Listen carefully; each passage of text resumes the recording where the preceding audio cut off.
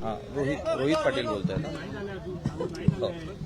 रोहितजी, खरं तर आज 293 अन्वे शेतकऱ्यांच्या झालेल्या अतिवृष्टीमुळे नुकसानाबाबत आज चर्चा होणार आहे. काय नेमकी सरकारकडनं जे पॅकेज जाहीर केलं होतं हे मिळालंय का, आणि कुठपर्यंतची जी परिस्थिती आहे ती सांगा. काय झालंय, पॅकेज हा 3 अक्षरी जादुई शब्द अलीकडच्या काळामध्ये लोकांसमोर आणि शेतकऱ्यांसमोर आणला जातोय. खाली उतरून आज खरी परिस्थिती काय आहे हे बघणं आवश्यक आहे. शेतकऱ्यांना जे पॅकेज दिलं गेलेलं आहे किंवा जे नुकसान भरपाई दिली गेलेली आहे ती नुकसान भरपाई पूरक आहे का हे सुद्धा बघितलं पाहिजे. त्यामुळे निव्वळ पॅकेजच्या नावाखाली, निव्वळ पॅकेज सारख्या शब्दाच्या ओझ्याखाली शेतकऱ्यांना चिरडण्याचं काम शासनानं करू नये. आणि त्या उलट आज शेतकऱ्यांची परिस्थिती अत्यंत दयनीय झालेली आहे. शेतकऱ्यांचं जीवनमान उंचवण्याचं धोरण अद्यापही केंद्र शासनाचंही नाही आणि राज्य शासनाचंही नाही.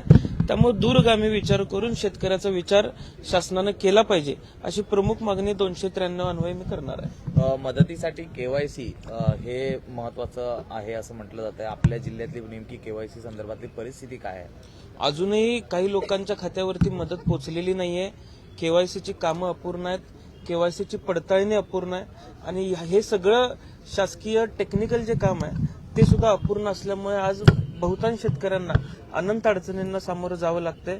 आम्ही केवायसीच्या संदर्भामधली मागणी सुद्धा कृषी मंत्र्यांसमोर करणार आहे. खरं तर विविध योजनांची घोषणा तर झाली, मात्र सरकारची तिजोरीत नेमकी परिस्थिती काय आहे आणि त्यामुळेच ह्या सगळ्या मदती पोहोचण्यासंदर्भात उशीर होतोय.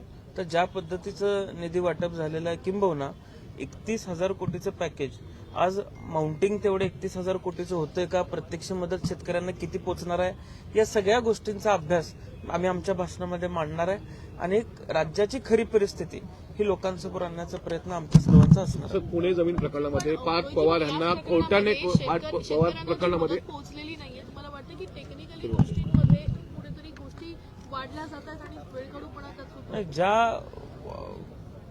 जी अमाऊंट 31,000 कोटी ही प्रत्यक्ष शेतकऱ्यापर्यंत पोहोचणारच नाहीये. मुळात हा 31,000 कोटीचा आकडा तयार कसा होतोय याचा सुद्धा अभ्यास आपण सर्वांनी केला पाहिजे.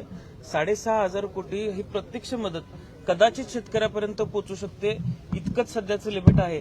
आणि आज शेतकऱ्याची फसवणूक या पॅकेज या शब्दाच्या नावाखाली होऊ नये एवढीच विनंती मी शासनाला करणार आहे. पुणे जमीन प्रकरणामध्ये कोर्टाने फटकारलं असून पार्थ पवारचं नाव अजून गुन्ह्यात का दाखल केलं नाही असं म्हटलेलं आहे. कोर्टाचं काल काय म्हणणं आलंय? काल मला अद्याप त्या संदर्भातची माहिती नाही. मी थोड्या वेळात बघून आपल्याला माझी पण कुठेतरी राजकीय दबाव आहे का केसवरती?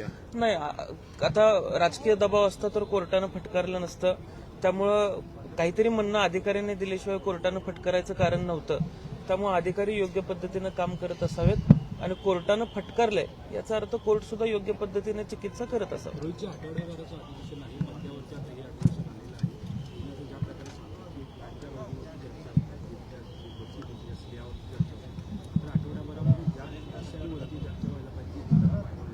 खरं तर अधिवेशन अजून काही दिवस वाढवून मिळायला हवं होतं.